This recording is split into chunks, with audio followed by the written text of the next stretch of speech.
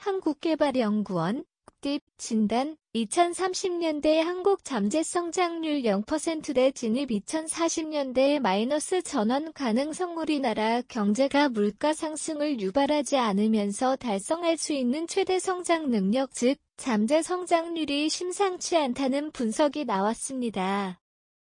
최근 발표된 연구 보고서에 따르면 2030년대에는 미성장률이 0%대에 진입할 것으로 예상되며 만약 경제 구조 개선 노력이 미흡할 경우 2040년대 초반에는 오히려 마이너스로 떨어질 수 있다는 경고입니다. 한국개발연구원 딥의 백슬래시 전망 및 정책적 백슬래시 보고서에 따르면 한국의 잠재 성장률은 올해 1.8% 내년 1.6%를 기록한 뒤 2031년부터 2040년 사이에는 연평균 0%대로 낮아질 것으로 예측됩니다. 잠재 성장률은 주로 경제활동에 투입되는 노동력 자본 그리고 생산 효율성을 나타내는 총요소 생산성이라는 세 가지 축으로 구성됩니다.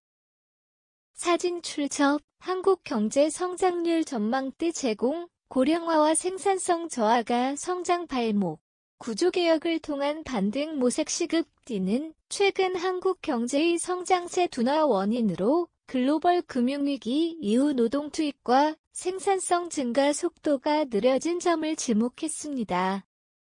특히 급격한 인구 고령화가 이러한 현상을 더욱 부추길 것으로 보고 있습니다. 이는 단순히 일할 수 있는 사람 수가 줄어드는 것뿐만 아니라 새로운 기술이나 아이디어를 빠르게 받아들이고 생산성을 높이는 데 중요한 역할을 하는 청년층의 비중 감소가 생산성 향상에 부정적인 영향을 미치기 때문입니다.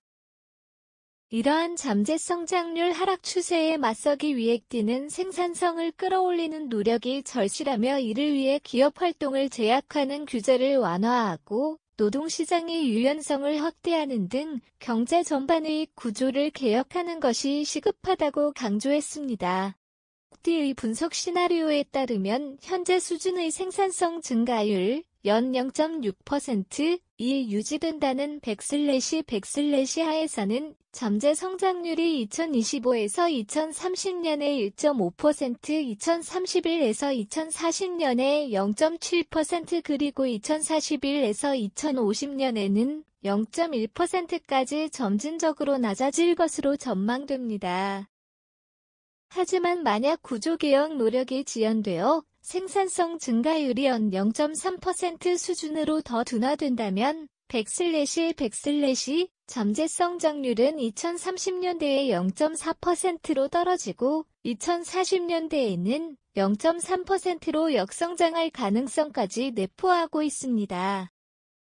반대로 적극적인 구조개혁과 인공지능, AI 같은 신기술의 발전 및 확산이 성공적으로 이루어져 생산성 증가율이 0.9%로 높아진다면 백슬래시 2030년대에는 1.1%, 2040년대에는 0.5%의 잠재 성장률을 유지할 수 있을 것으로 예측되었습니다. 이는 어떤 경우든 향후 15년 내외로 한국 경제가 과거와 같은 높은 성장률을 기대하기 어려운 만성적인 저성장 국면에 접어들 수 있음을 시사합니다. 과거 우리나라의 잠재 성장률은 1997년 외환위기 이전까지 8%를 넘어서는 수준이었으나 2008년에는 4.0%로 절반 가까이 하락했고 2018년에는 3% 선이 무너졌습니다. D의 이번 전망은 2018년 정부와 국제통화기금, 이 예상했던 1%대 진입 시기 2030에서 2040년 보다 5년가량 앞당겨진 것입니다. 흥미로운 점은 미국과 같은 일부 선진국들은 기술 혁신과 노동시장 유연화 정책 등의 효과로 잠재 성장률이 다시 상승하는 추세를 보인다는 것입니다. 예를 들어 미국의 잠재 성장률은 2008년 2.1%까지 떨어졌다가 지난해 2.5%로 상승하며 2022년에는 처음으로 한국을 앞지르기도 했습니다.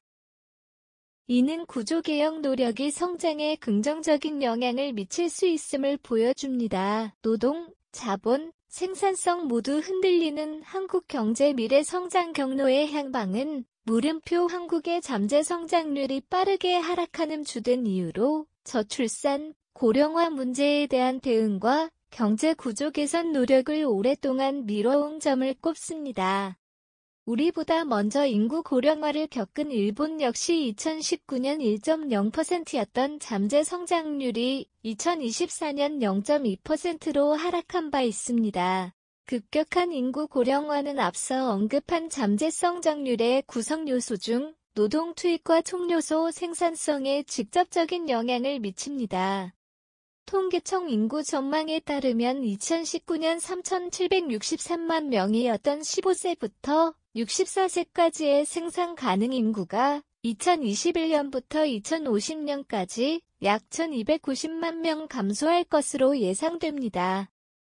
이에 따라 전체 인구에서 생산 가능 인구가 차지하는 비중도 현재 약 70%에서 2050년에는 51.95% 수준으로 크게 줄어들 전망입니다.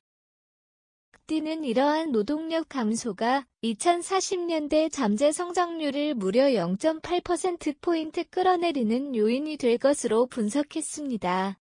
총요소 생산성 역시 고령화에 영향을 받습니다. 김지연 띠 전망총괄은 백슬래시 기술 개발이나 습득이 상대적으로 쉬운 청년층이 줄어드는 것은 생산성 향상에 부정적인 백슬래시라고 설명했습니다. 노동 투입과 생산성 증가세가 둔화되면 자본의 수익성도 낮아져 기업의 자본 투자 역시 위축될 수 있다는 분석입니다.